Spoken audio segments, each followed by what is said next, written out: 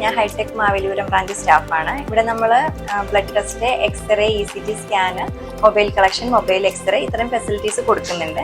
Branch open time എന്ന് പറയുന്നത് 6:30 AM to 6 PM ആണ്. സൺഡേ 6:30 AM to 4 o'clock വരെയാണ് വർക്കിംഗ് അവേഴ്സ് വരുന്നത്.